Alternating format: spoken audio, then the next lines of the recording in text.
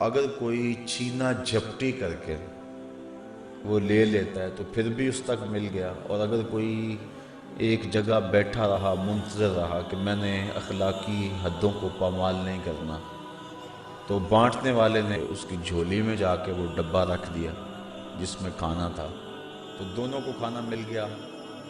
جس نے جھپٹ کر چھین کر لیا اس کو بھی مل گیا، اور جو وقار سے اپنی مسند پر بیٹھا رہا اور اس کو بھی پہنچ گیا، دونوں کو مل گیا۔ لیکن ایک کا طریقہ اچھا نہیں اور ایک کے طریقے میں حسن ہے۔ محفل جو کروا رہے ہیں انہوں نے سب کو دینے کے لیے وہ ڈبے تیار کیے تھے، تو جو چھین جھپٹ کے لے گا اسے بھی ملیں گے، جو ویسے بیٹھا رہے گا اس کو بھی ملیں گے۔ اب آدمی کی اپنی کیفیت ہے، اگر وہ بے صبرا ہو جاتا ہے، جلد باز ہو جاتا ہے، غصہ انداز اختیار کر لیتا ہے، تو وہ اپنے مقدر کو حاصل کرنے کے لیے اخلاقی قدریں پامال کر دیتا ہے۔ اسی طرح انسان کے مقدر کا جو بکس تیار ہو گیا ہوا ہے، اللہ نے لکھ دیا ہوا ہے۔ شکم مادر میں جب بچہ تھا 120 دن کا، تو فرشتے نے اس کا رزق بھی لکھ دیا، اس کی عمر بھی لکھ دی، تو وہ لکھا ہوا ہے ہمارے مقدر میں۔ اب اس کو ہم بذریعہ حرام حاصل کرتے ہیں، کسی کا خون نچوڑ کے حاصل کرتے ہیں، کسی کو دکھ دے کے حاصل کرتے ہیں، یا کہ حسن کے ساتھ حاصل کرتے ہیں، یہ ہمیں اختیار دیا گیا ہے۔ تو ہمیں ترغیب شریعت نے یہ دی، حکم یہ دیا کہ حلال اور طیب کھاؤ، یا ایھا الناس کلوا مما فی الارض حلالا طیبا، کہ حلال اور طیب رزق جو ہے وہ کھاؤ۔ اور حضور نبی رحمت صلی اللہ علیہ وسلم نے ارشاد فرمایا، طلب الحلال واجب علی کل مسلم، حلال رزق کا طلب کرنا ہر مسلمان کے اوپر واجب ہے۔ دیتا سب کو اللہ ہے، جانوروں کو بھی اللہ دیتا ہے، لیکن ان کے گھونسلوں میں نہیں ڈالتا۔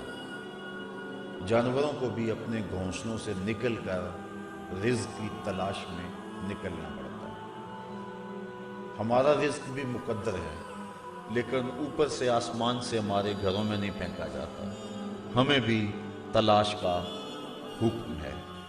طلب رزق حلال یہ اسلام کی ترغیب ہے۔ تو ہم اپنے مقدر کو ڈھونڈنے کے لیے گھر سے نکلیں، لیکن مالک کی ناراضگی سے ہر صورت میں بچنے کی کوشش کریں۔ حضور نبی رحمت شفیع معظم صلی اللہ علیہ وآلہ وسلم نے ارشاد فرمایا، ان اللہ طیب لا یقبل الا طیبا، بے شک اللہ پاک ہے اور پاک کے علاوہ کسی اور کو پسند نہیں کرتا۔ اور پھر حضور نے تذکرہ کیا اس شخص کا جو لمبا اور طویل سفر کر کے آیا ہے اور آسمان کی طرف ہاتھ لمبے لمبے یمدو یدیہ، اپنے دونوں ہاتھوں کو پھیلا کے دعا مانگتا ہے، اور کیا کہتا ہے، میرے رب، اے میرے رب، اے میرے رب، وَمَطْعَمُهُ حَرَامٌ وَمَشْرَبُهُ حَرَامٌ وَمَلْبَسُهُ حَرَامٌ وَغُذِيَ بِالْحَرَامِ فَأَنَّى يُسْتَجَابُ لِذَلِكَ۔ فرمایا اس نے جو کھایا وہ حرام ہے، جو اس نے پیا وہ حرام ہے، اور اس کو جو غذا دی گئی ہے وہ حرام سے، اس کا لباس جو ہے وہ حرام ہے۔ فرمایا حضور نے کہ اس کی دعا کیسے قبول ہوگی؟ تو اگر رزق حرام ہو تو دعائیں قبول نہیں ہوتی، یہ بات ذہن نشین رکھیں۔ ایک صحابی نے حضور سے عرض کی کہ حضور مجھے ارشاد فرمائیں کہ میں کس طرح مستجاب الدعویٰ بن جاؤں، یعنی میری ساری دعائیں میرا رب قبول فرمایا کرے۔ یہ حضرت سعد بن ابی وقاص رضی اللہ تعالی عنہ نے حضور سے سوال کیا کہ حضور اللہ کی بارگاہ میں دعا کریں کہ میں مستجاب الدعوات بن جاؤں۔ تو حضور نے ارشاد فرمایا، یا سعد اطب مطعمک تکن مستجاب الدعوہ، اے سعد اپنے رزق کو پاک کر لے، اللہ تیری دعائیں کبھی رد نہیں فرمایا کرے گا۔ تو جس کا رزق پاک ہو اس کی دعائیں قبول ہوتی ہیں۔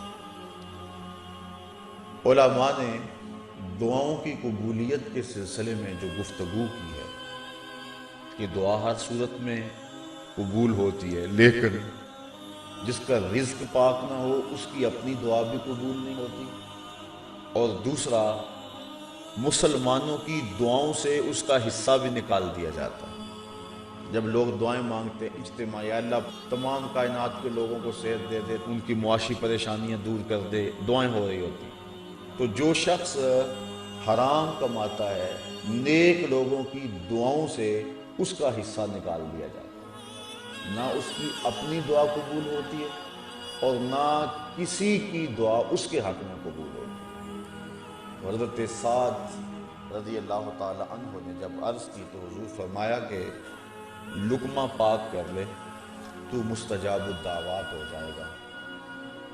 اللہ اکبر۔ فرمایا والذی نفس محمد بیدہ، مجھے قسم ہے اس رب کی کہ محمد کی جان جس کے قبضے میں ہے۔ حضور نے ارشاد فرمایا کہ جب کوئی شخص حرام کا لقمہ اپنے پیٹ میں ڈالتا ہے 40 دن تک اللہ اس کا کوئی عمل قبول نہیں فرماتا، اور فرمایا وہ گوشت جو حرام کی غذا سے پلا کل قیامت کے دن جہنم کی آگ میں ڈال دیا